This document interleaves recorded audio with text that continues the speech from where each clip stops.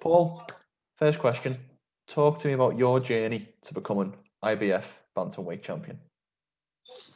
Yeah, obviously I always had ambitions of turning pro, and I always said I wanted to be a world champion. I always remember boxing in Ireland for England, and I got beat. I got beat by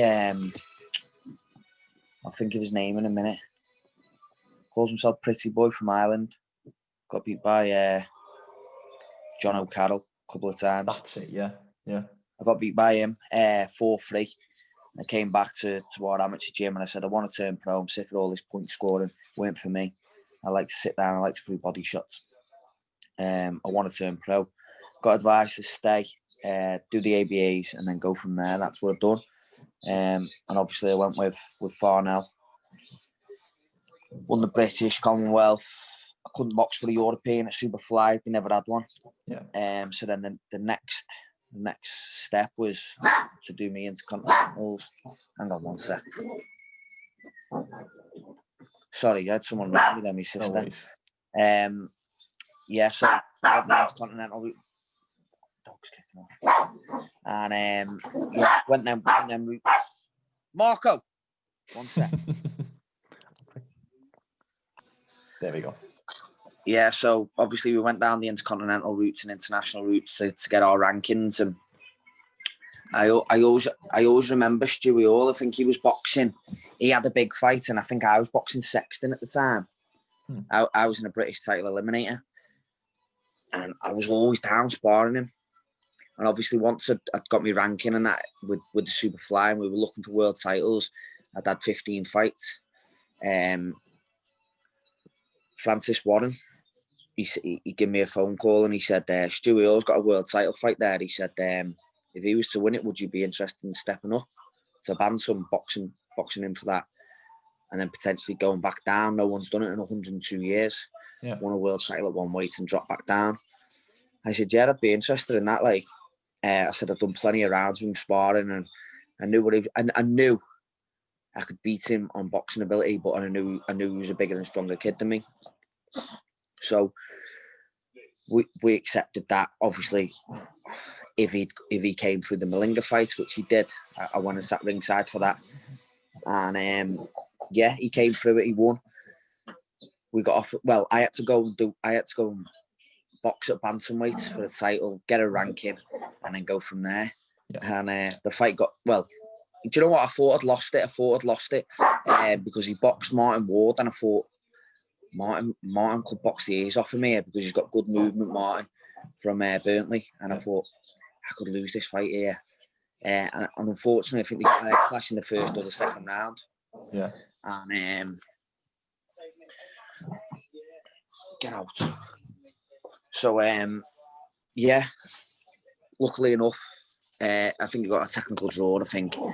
So I ended up boxing him in Newcastle, and that's when I started doing my strength and conditioning with Dan and Sam in Liverpool at No Limits. Yeah. And built up into I wouldn't say a proper bantamweight. I just put a bit of muscle on for a super flyweight so I could hold the strength of him going down the straight, because we knew that's where he'd come strong. Yeah. And which he did after 6 rounds. I pretty much had myself 5-1 up. I even felt that in the corner, and then he started to come on strong. And I knew he would, and I knew he had to finish strong. And I think I finished pretty well in rounds 11 and 12. And what is that feeling like when you're finally here? I don't know, I can't remember if it was specifically, but and the new world champion. What is that feeling? Yeah. Do you know what? It was extra special that it was in his backyard. I love all that, mate. Like, I don't mind all, like, people saying, oh, you're going into the lion's den, and stick me in there, mate. I love all that. Like, I remember walking out, and as I was walking through ringside, it must have been one of his family or one of his mates. He turned to me and he said, you're getting knocked out. And I just turned around to him and I said, watch. I said, he's getting his ears boxed off. And I love all that. Like, I bite to a lot of things like that, but it motivates me, and it just gives me a kick up the arse just to make him prove a point that, look, we're not here just to make the numbers up. I'm here to take his title. To be honest with you, that would have been my next question. I had a little look at your record.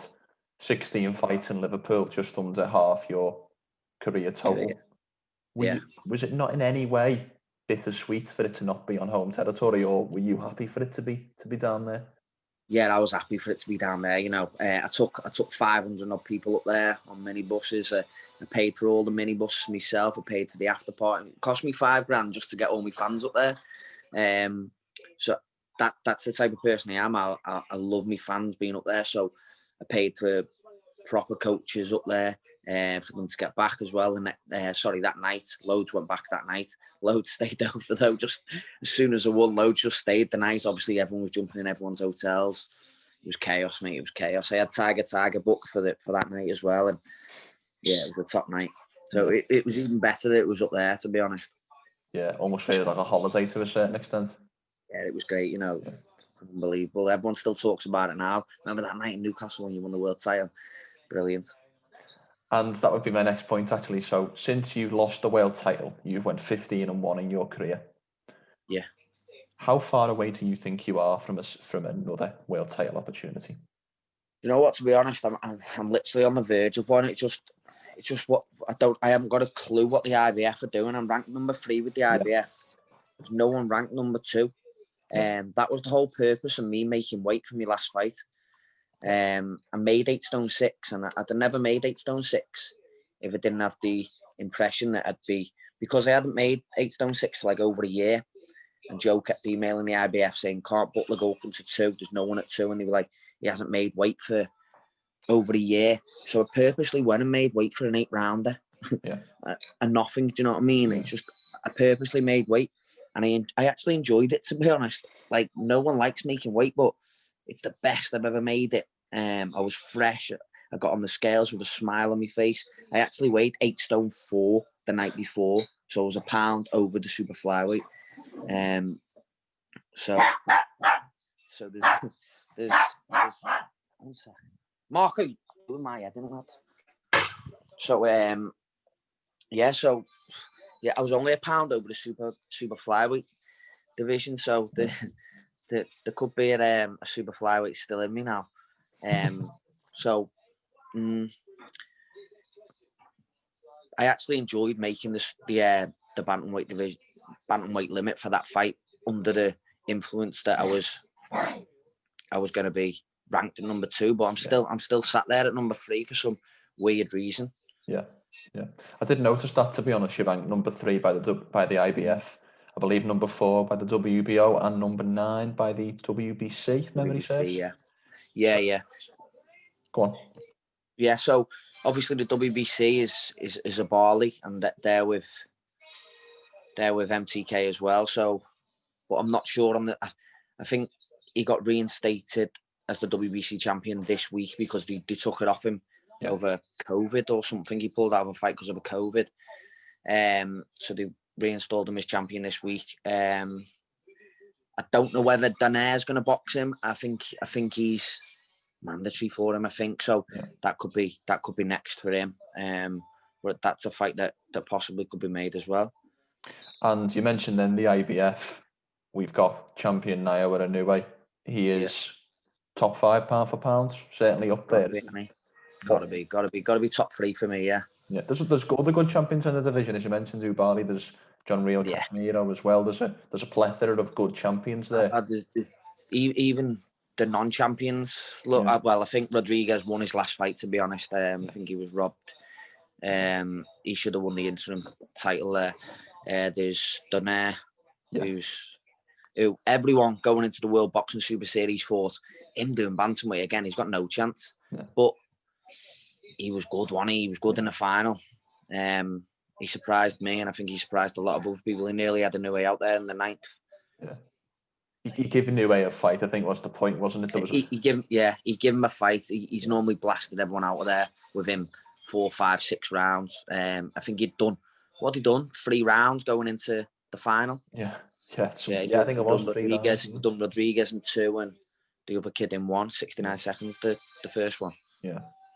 I think Inoue was almost becoming a little bit not exactly similar, but similar to like Tyson when Tyson had that point where it was like you were surprised if it went. Oh, he knocked him off. Anything past 3 or 4, The 5th, like what? You know what I mean? I got asked for a prediction for it, and I said I said Inoue after 6. I said because I think Donaire's a little bit cute and a little bit. He's been there, he's done that. He's been where Inoue was all them years ago.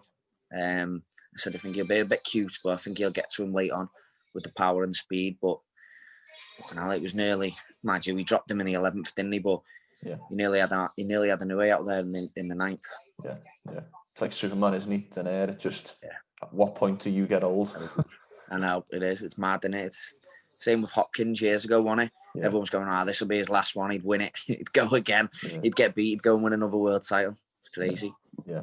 And one thing I did want to touch on, because he's ranked, I know you're talking about world title is obviously the goal. It's any boxer's goal, isn't it? But someone who is ranked similarly to you in the rankings is the person who actually took your title off you.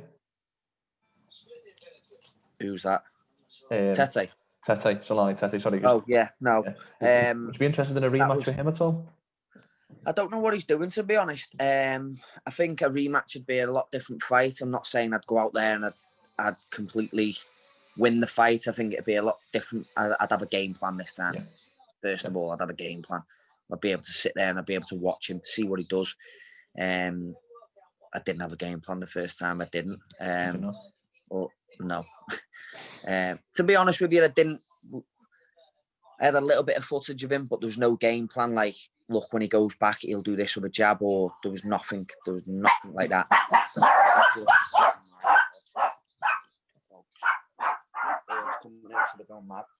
Yeah, so I had no real game plan for him. It was just go out there. We'd seen him quit before at flyweight it was, so I thought he'll just quit again him. I thought as soon as I get close to him, he'll just spew it, and that wasn't the case. We obviously couldn't get my feet in with him. He controlled the distance pretty well, but yeah, 100%. Listen, I'd fight anyone if it was for something. Do you know what I mean? I've proved that. No one wanted to box Tete after I boxed him.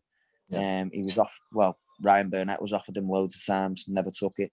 Ryan Burnett gave up the title because he didn't want to box. Well, I'm not saying he didn't want to box Rodriguez, but Rodriguez was mandatory for that title. He gave it up and went down the WBA route instead. Yeah, so I've proven I'll fight anyone. That's what it is for me. Like, if I was offered Inoue, I'd go and fight Inoue. I'd go and fight him in Japan. But that's the person I am. Yeah. I suppose as well, in terms of someone like yourself, former world champion, who's looking to get that status back again, you're in a good position because the division isn't particularly backlogged, is there? There's quite a few. I think there's four champions and there's an interim at the WBC, I think. Yeah. So, you look at, let's say, super welterweight. There is 2 recognised champions. There's obviously half the amount of opportunities for the guys on the come up in that division. So yeah, I think there's three champions in the bantams. You've got WBA and IBF with Inoue. Yeah. He holds the super, doesn't he? Yeah. Rigondeaux holds the WBA regular. WBO, Casemiro, and Abali's the WBC. Yeah, so loads of options out there. It's a red hot division when you look at it, isn't it? Yeah, it is. Yeah, I think it's not, especially to a certain extent with Inoue, but with some of the other guys such as yourself, it's starting to get the recognition it deserves. Yeah, I think. Do you know what? I'd love to watch Rigondeaux versus Inoue. I'd love to see what it'd be like with that movement and that slipperiness of, because he can pop as well, Rigondeaux. Yeah. So I'd like to see that, but I don't think it'll happen. I think Inoue's I think he'll box Casemiro, then he could possibly move up. I think. Yeah. Maybe if Donaire was to win, they could have a rematch for all the belts. But I think Inoue's in a league of his own, and I think he's hunting down the pound for pound #1 spot, and I think he could possibly go up to super bantam. Yeah, that wouldn't entirely surprise me either, to be honest. Yeah. Now, someone we mentioned earlier before we clicked the recording, but that I just wanted to touch on, was Joe Gallagher and Gallagher's boxing gym. Massively notable names come out of that gym, such as yourself, such as Smith Brothers, Anthony Crawley, Natasha Jonas, who's actually been on with me, spent a little bit of time on.